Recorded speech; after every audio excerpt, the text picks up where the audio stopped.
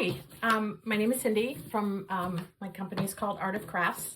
And if you saw part one of how to make a mixed media piece, what I did was I decoupaged papers, and I had some music papers. I had like some notes that this book I'd bought at a yard sale that had notes somebody had taken, I think in the 40s in a history class, and just some other kind of interesting pages. And I buy everything honestly at like flea markets and yard sales, and when we're allowed to go to those again, for 50 cents, a dollar, whatever.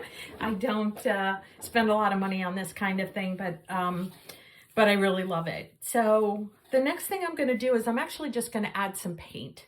So you have some choices here. Like you could add gesso instead if you wanted to, if you just really wanted to cover more, but I kind of like stuff peeking out. So what I did was I just picked some colors that I like.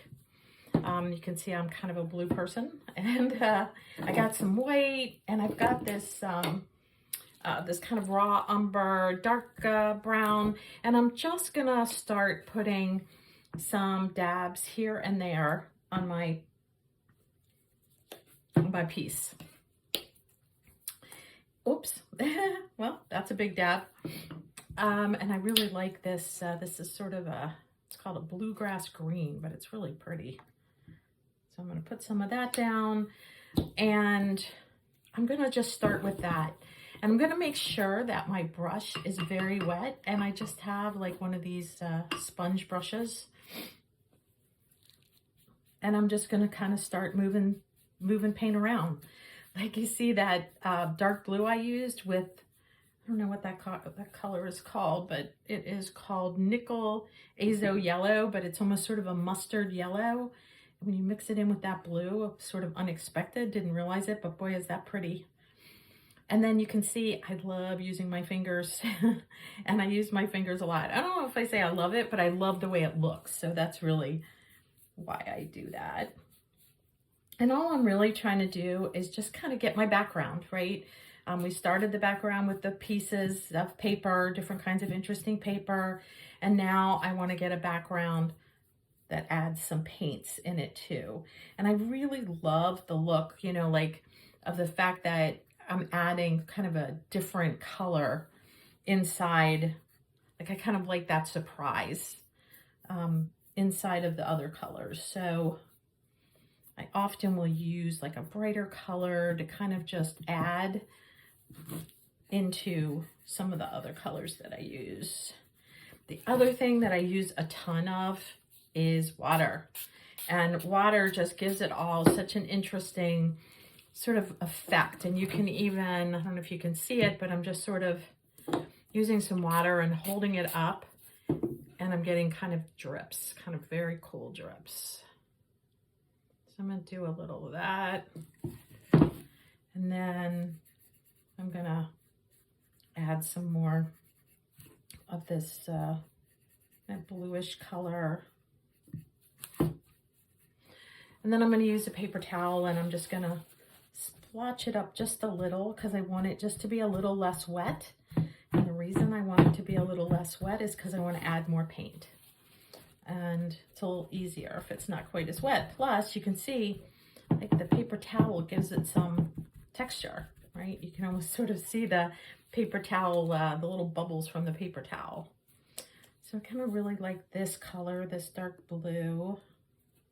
So I'm going to start adding some layers, basically. And I'm not really changing brushes. You can if you want to, but I tend not to generally. Unless, of course, it starts to look like a color I don't like, and then I'll go get another brush.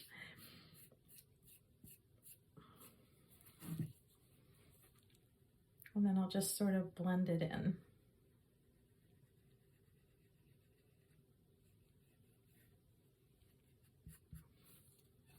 And I honestly just started with like I picked the colors that I wanted to use, but how they blended together was a surprise, right? I don't know, that's kind of the mystery, right? The fun.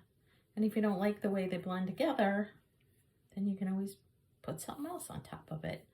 I have a theory that when you do art, if you don't like the way something looks, put a button on it, put a button over it and hide it. So you can certainly do that with these paints as well. Like, I'm kind of liking the way this looks, but I think I would like a little less of the paper to show. So I'm gonna continue to add, and then it might take a little bit of this brown that I have. Let me see how I like that with other things. I'm gonna wet my brush a lot.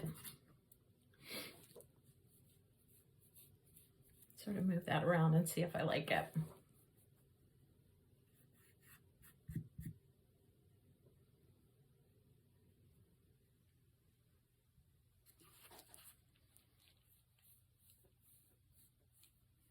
And really, I just play until I like the way it looks.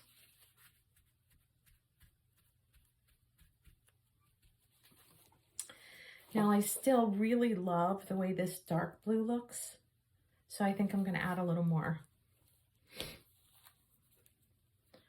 And if I weren't doing this like to show you, I might do a little drying in between. Might do a little drying in between so that it doesn't mix in quite so much. But I'm actually really okay with how this is turning out, so I am good with the fact that it keeps being, that I'm just adding wet paint on top of wet paint. But another technique would be to let it dry in between, look and see what you think, and then come back and do some additional. And one of my goals is that I don't want the background, you know, the paper that I use to be like the focal point, because eventually something else is going to happen to this piece. So I want it to be there. I want a suggestion of it. I want it to kind of be noticed a little, but not a ton. I have a little bit of this very light blue that I just got, actually. Let's see how that looks. It looks kind of cool. And I think what I'm going to do is add, see how cool it is when you add water.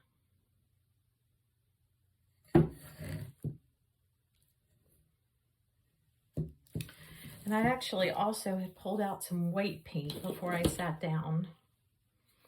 I'm not exactly sure, but I might add a little if I can get it open. Oops. Just got paint on my shirt. That's common.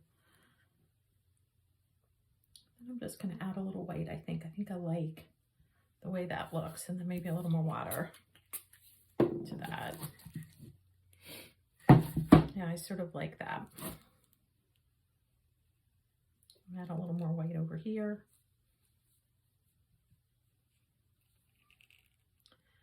I kind of like the little bit of white here and there. Some people would use gesso for this, and you can, for sure. And then I think the last thing I'm going to add is I want a little bit more of this bluegrass green, which is right here. And I think it looks so pretty that I think I'd like a little bit more. So I'm going to add a little more. I'm going to water it down and then kind of move it around. It actually looks different here than here just because of the other paints that it's mixing with. But I am good with that too.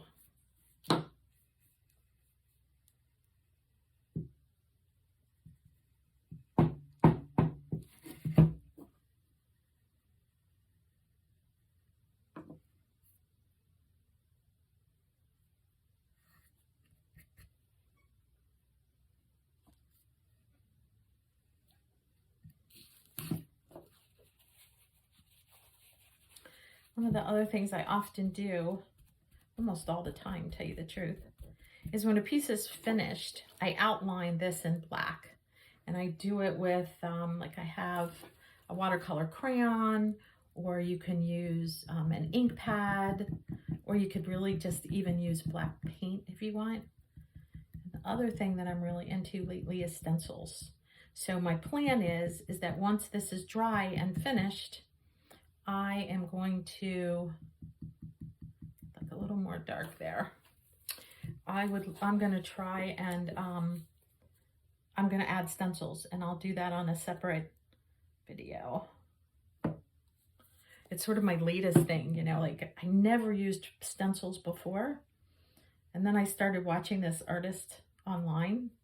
His name is Sean Petit, so I'll even do a call out to her. I started watching her, and she sells and makes and, you know, does all of her work with stencils, and I just loved it.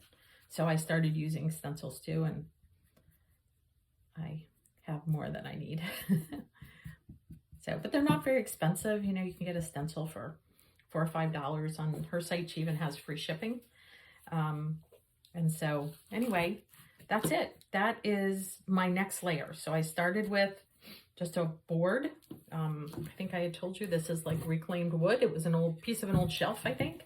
And I decoupaged down paper, and then I added paint. Thank you. Bye-bye.